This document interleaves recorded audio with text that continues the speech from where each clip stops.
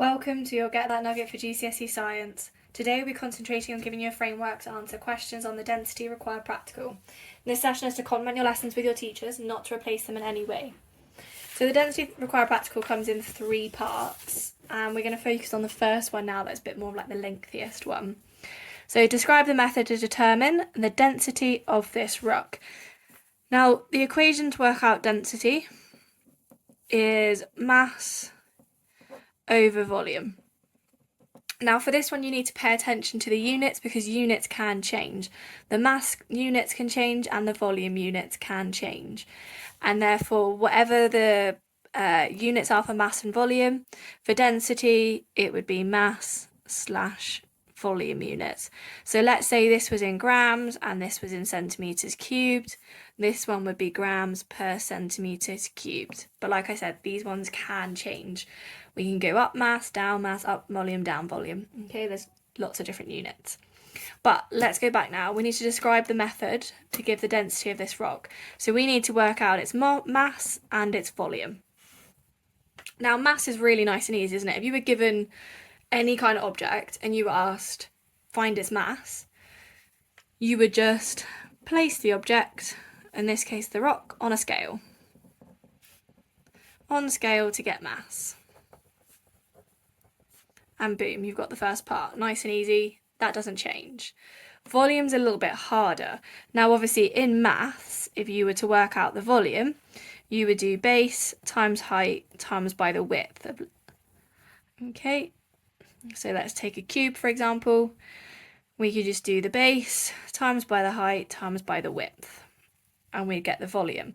In this case, you can't do that. So how do we work out the volume of this rock? Well, what we have to do is we fill a Eureka can. Now what that is a can, I'm going to do a little diagram over here, that looks very much like a beaker, but it's got a spout. I like to call it a Eureka beaker because it rhymes, but a Eureka can is more widely used. Now these are really, really good because they're named after the scientist that did this, and he exclaimed Eureka because when he got in a bath that was full up to the brim, or so the story goes, obviously when you then pop an object into this, you're going to displace, as in move some of the water out via the, in this case, the spout or over the edge of the bath, whatever. And then we can collect it using a measuring cylinder. Obviously that's not a proper measuring cylinder, but there's something to collect it in, and therefore we've got the volume. So we're going to say fill a Eureka can to the spout. Now that's really, really important. If we don't fill it exactly to the spout, then obviously we're not actually going to get the correct volume of the rock because we're going to shift the water up. And if it's not already at the spout, then we're not going to get that water coming out. 3, we're going to carefully place the rock in. We don't want any of the water to come anywhere except out of the spout because otherwise, again, that's going to cause issues. If it's spitting out the top because you've just dropped it in willy-nilly, you're not going to get an accurate volume reading. So we're going to carefully place rock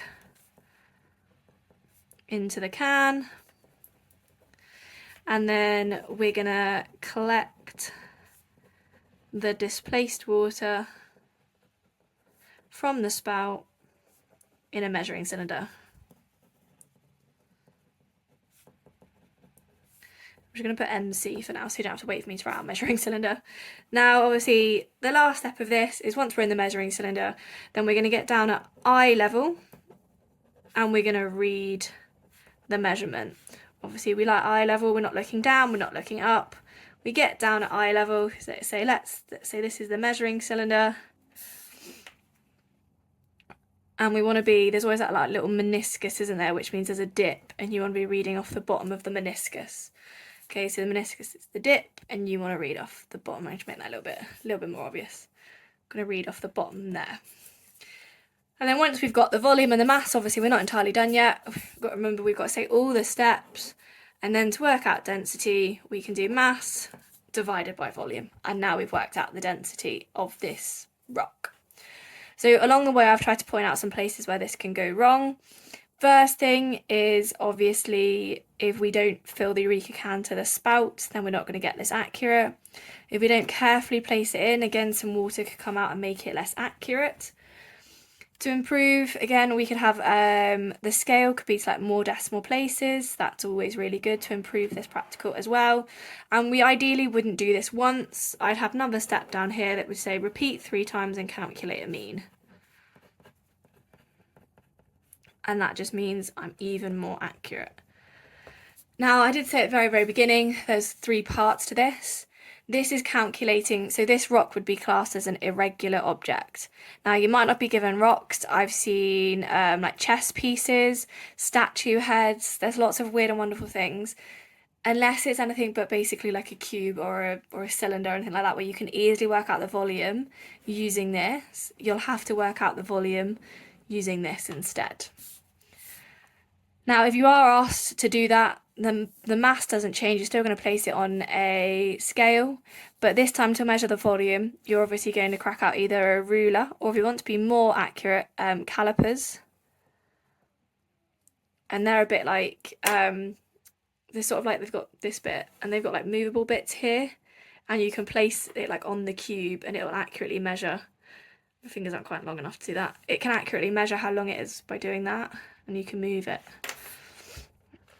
So that's to work out the volume, and then the last step would be the same. Density is mass divided by volume.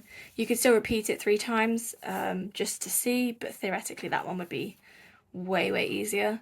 And then the very, very last one is we can also work out the density of liquids. And this one is the other way around, where volume's a lot easier than working out the mass. So for liquids, obviously, you're already in the measuring cylinder, and you can read off the volume at the bottom of the meniscus. To get the mass, you'd put on the scale the empty measuring cylinder, record the mass. Then onto the scale, you would have the measuring cylinder and the water. And then obviously you would take one away from the other, and therefore you've just got the mass of the water. So nice and straightforward, although lots to it. But do remember about the important improvement points, because that's quite a common question with these ones, because there's quite a few places where this could go wrong. And make sure we're calling it a Eureka can.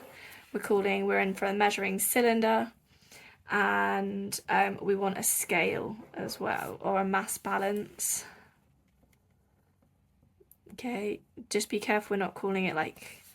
There's certain things, mass balance and scale are probably the most widely accepted.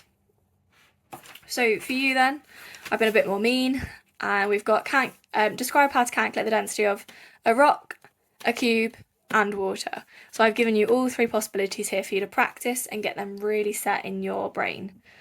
You can go back to the beginning of this video and check your work, or you could take it to your teacher as well for them to triple check and see if there's anything that you've missed.